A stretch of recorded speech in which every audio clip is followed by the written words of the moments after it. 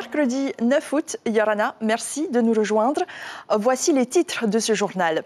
C'est inédit. Un sans-abri doit s'acquitter d'une facture de soins de 21 millions de francs pacifiques après avoir été hospitalisé en psychiatrie à l'hôpital. Mais la dette sera effacée. Explication dans un instant. Un homme succombe à des morsures de chien à Ayatea. À qui incombe la responsabilité alors qu'aucune réglementation sur les chiens errants n'existe sur l'île? Les habitants demandent des réponses des autorités communales. Les Polynésiens appelés à participer à donner leur avis sur la gestion de la crise Covid.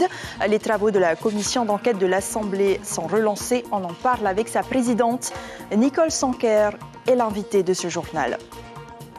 C'est un an qui marque déjà l'histoire du volleyball polynésien. Katia Tetuanui, 24 ans, a décroché cette année la Coupe de France avec son équipe.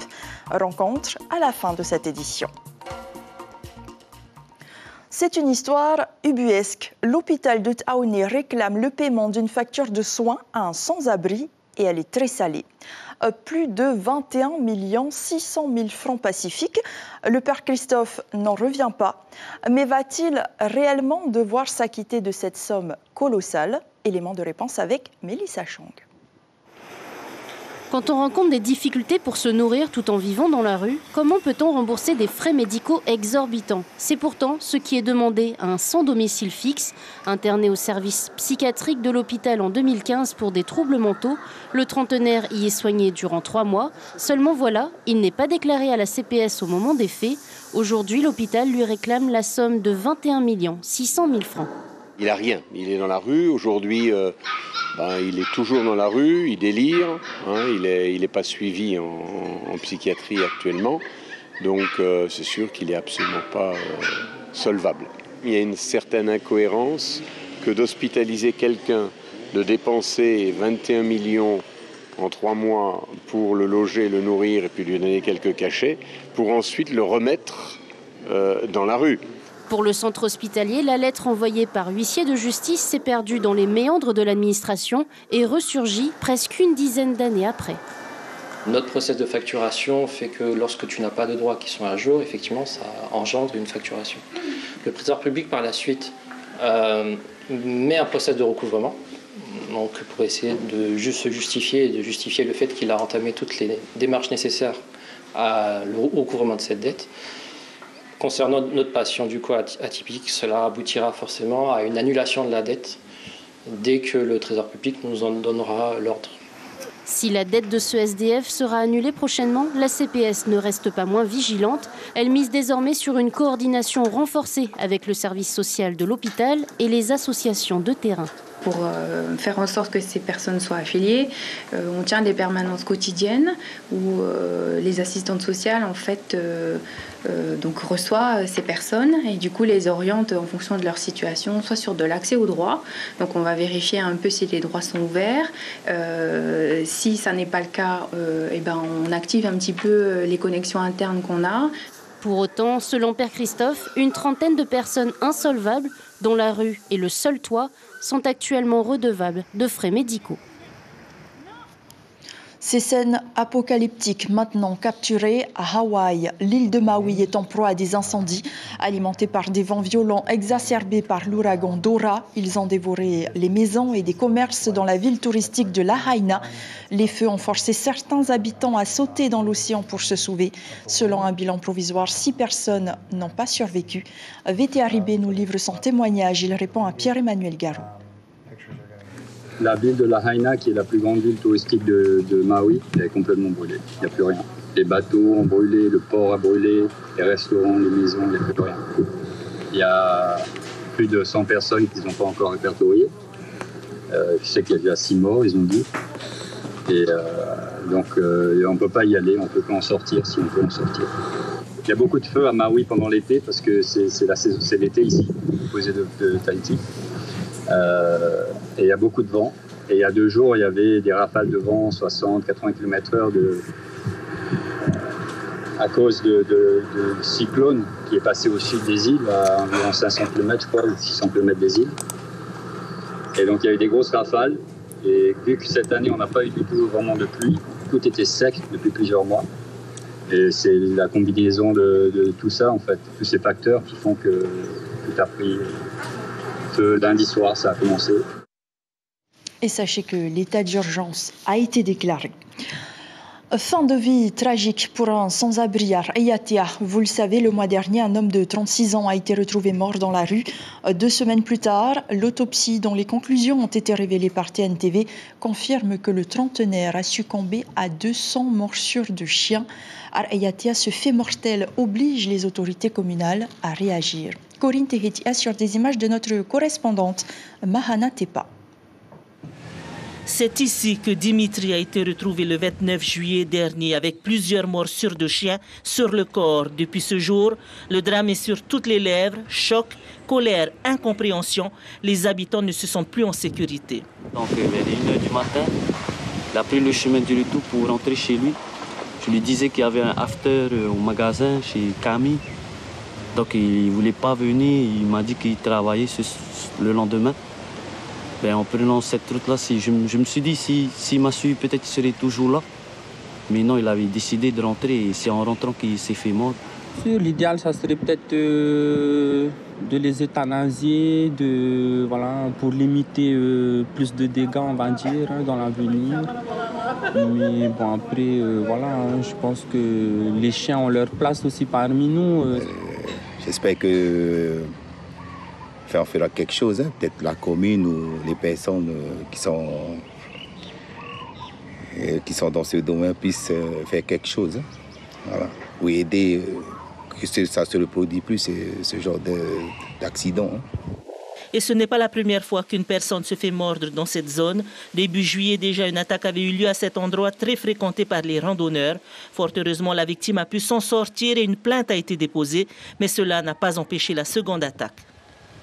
Nous avons agi immédiatement, sauf qu'on ne pouvait pas agir de la façon où on voulait procéder, c'est-à-dire demander à des chasseurs d'aller faire le travail qui nous a été demandé par monsieur le procureur. Et il fallait faire autrement, c'est-à-dire il fallait attraper les animaux, les endormir et les euthanasier. Les 5 chiens impliqués dans l'attaque de Dimitri ont été euthanasiés. Les propriétaires, eux, devraient être jugés prochainement. Un projet de fourrière est également dans les tuyaux au Raromatei. Les propriétaires des animaux encourent une peine de 5 ans d'emprisonnement et près de 9 millions de francs d'amende. Triste anniversaire en ce 9 août. Il y a 16 ans, 20 personnes perdaient la vie dans un accident d'avion. Le crash d'Erm Ourea reste dans les mémoires, dans celles des familles des victimes notamment. Une cérémonie d'hommage était organisée comme chaque année au pied de la stèle à Toatea. C'est une autre page douloureuse qui s'ouvre à l'Assemblée, celle de la crise sanitaire qui a plongé la Polynésie dans un chaos et durant laquelle 649 victimes ont perdu la vie. L'heure est au bilan et les Polynésiens sont invités à y contribuer. Les détails avec Maruki Duri et Patita Savea. Comprendre la gestion de la crise sanitaire antérieure pour se préparer au mieux à une situation similaire. C'est l'objectif de cette enquête relancée depuis le début de semaine. En Polynésie, le taux d'incidence avait atteint des niveaux records. Le Covid-19 avait fauché plusieurs centaines de vies. Les conséquences ont été nombreuses, hôpitaux saturés, vaccinations conseillées, port du masque imposé, confinement. Les mauvais souvenirs ont marqué la population.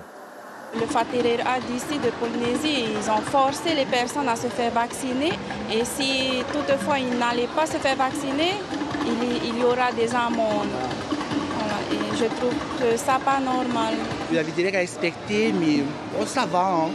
C'est juste le mental, c'est la tête, dans la tête des gens. Comme moi, je travaille dans l'hôtellerie, j'étais obligée aussi de me protéger pour ma petite famille aussi qui sont à la maison. Comme il y a les touristes qui arrivent, on ne sait jamais. Il y a beaucoup de points négatifs quand tu entends les bruits de couloir.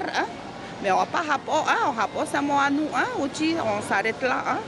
Une consultation citoyenne est en ligne sur le site de l'Assemblée de Polynésie avec un questionnaire disponible jusqu'au 27 août. En parallèle, une commission d'enquête composée d'une quinzaine de représentants auditionne plusieurs dizaines de personnes au cœur des échanges, leur ressenti sur la gestion de la crise sanitaire par les autorités publiques. On entend effectivement les dirigeants, que ce soit ceux du pays de l'époque, ceux de l'État, l'État Vana. On entend également la population, ceux qui ont été vaccinés, les représentants de la population, les syndicats, que ce soit les syndicats de patronat, les syndicats de salariés, les collectifs anti-vax. On entend aussi les représentants des religions. Il faut donc tirer des enseignements et être en mesure de faire face à ce type de crise d'envergure. En tout cas, s'y préparer au mieux. À l'issue de cette enquête, un rapport sera présenté aux élus de l'Assemblée fin septembre. Et nous accueillons à présent notre invitée Nicole Sonker-Yorana. Bonsoir Eata et bonsoir à tous nos téléspectateurs. Merci d'être sur Polynésie la première. On vient de l'entendre, il y a encore des douleurs psychologiques, surtout. 3 ans plus tard, est-ce que ce n'est pas trop tard? Non, je pense que ça a pris le temps parce que la commission d'enquête doit être créée par une délibération. Donc ça a été difficile avec l'ancienne majorité. Aujourd'hui, nous avons prorogé cette commission d'enquête et il est vrai qu'au moment des auditions, il faut se replonger dans le contexte pour avoir un avis éclairé. Et il fallait le temps d'apaiser la souffrance, les douleurs, la colère parfois et de pouvoir rester objectif. On l'a entendu aussi, des personnalités de la société civile sont auditionnées actuellement.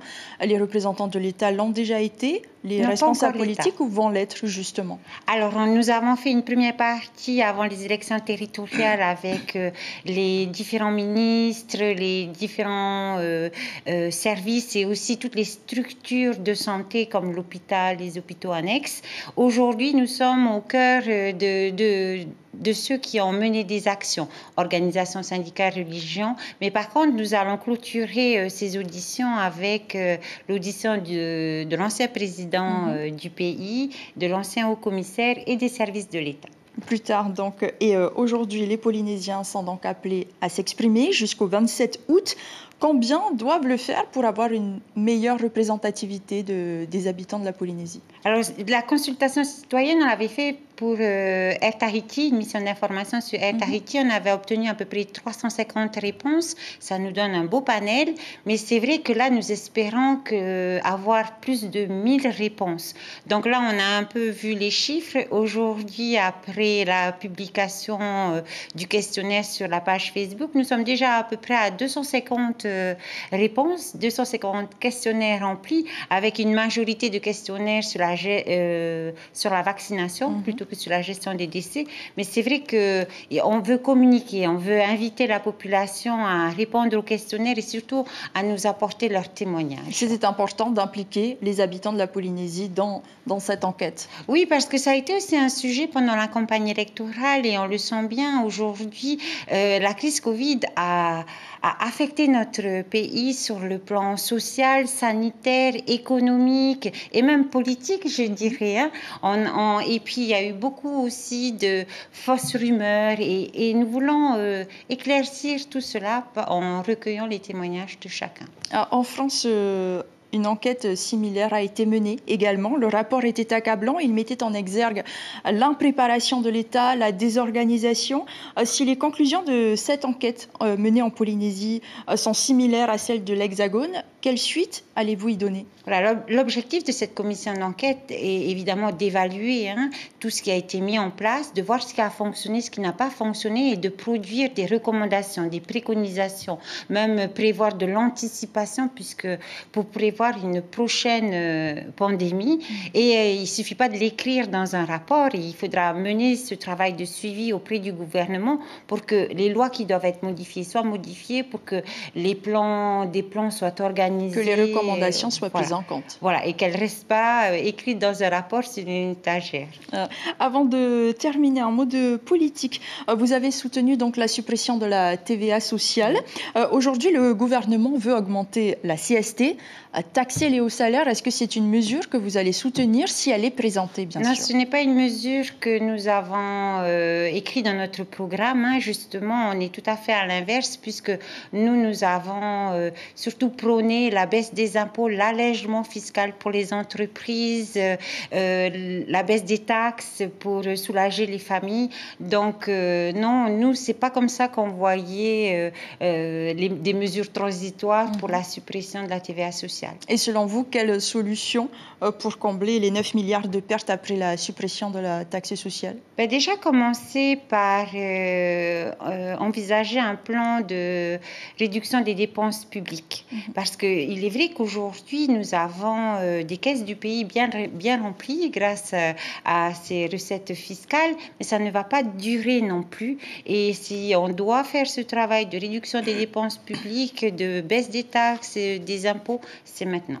Merci beaucoup, Nicole Saint-Pierre, d'avoir répondu à nos questions. Ce soir, le rapport sera donc rendu public le 20 septembre prochain et vous avez jusqu'au 27 août pour répondre à cette consultation citoyenne sur le site internet de l'Assemblée de la Polynésie. C'est acté. L'Aranui et le pays formalisent leur partenariat pour les épreuves de surf des Jeux Olympiques. Le cargo mixte accueillera bien les délégations. Sa mobilisation coûtera plus de 400 millions de francs au lieu de 131. À son bord, durant 3 semaines, 85 personnes.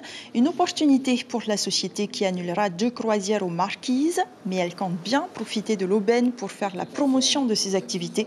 L'armateur répond à Patrick Sing Sing. C'est une opportunité de montrer ce dont on est capable en termes d'hébergement et en termes d'aménagement.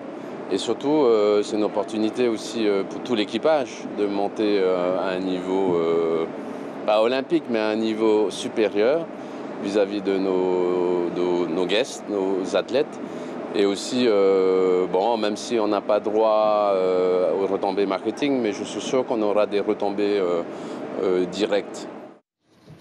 Les porte-drapeaux de la Polynésie en Va'a se sont envolés pour les Samoa. Leur objectif, réitérer les performances en décrochant des médailles d'or malgré un effectif très réduit, faute de subventions. 58 rameurs représenteront le pays, 3 équipages en V6, EDT Va'a dans les catégories cadet et junior, Bora Bora Va'a chez les seniors et ATN Va'a chez les vétérans. Corinne Tehitia a recueilli la réaction du président de la Fédération tahitienne de Va'a qui est allé encourager les rameurs.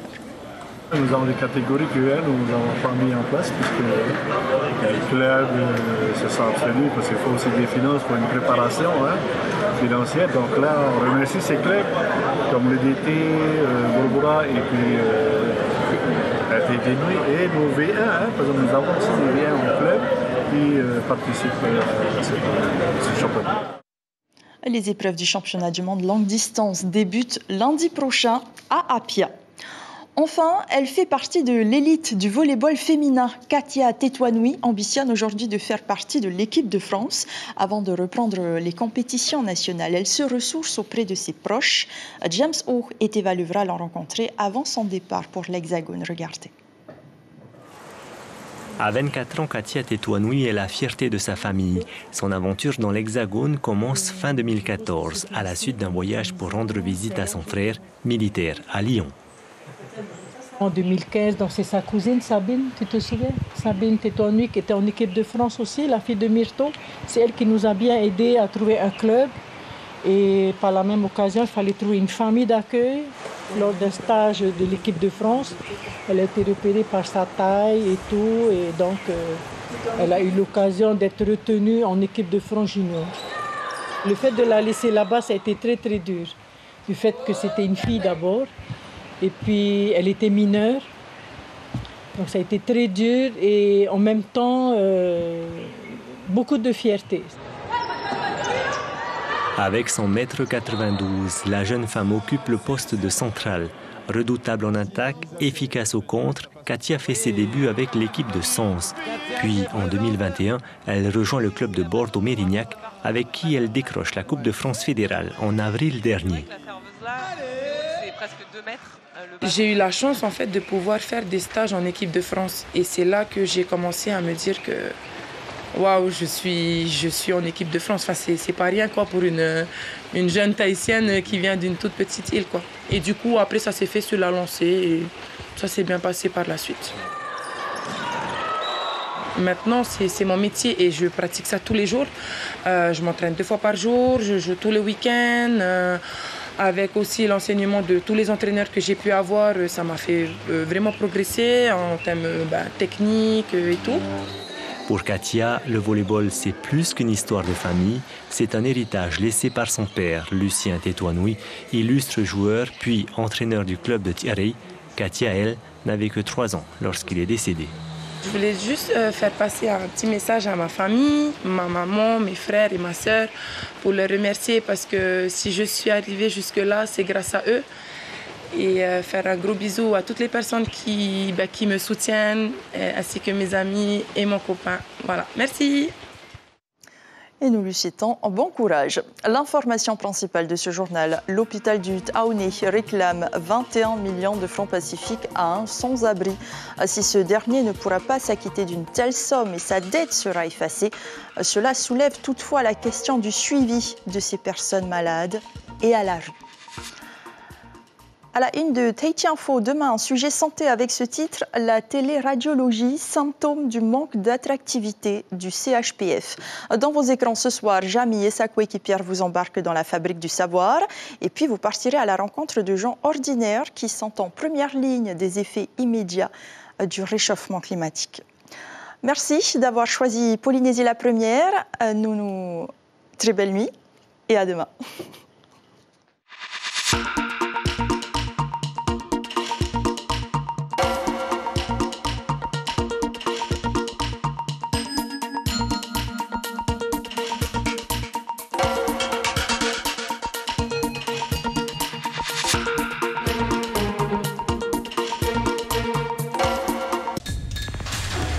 L'information en continu sur Polynésie la première, Internet et réseaux sociaux.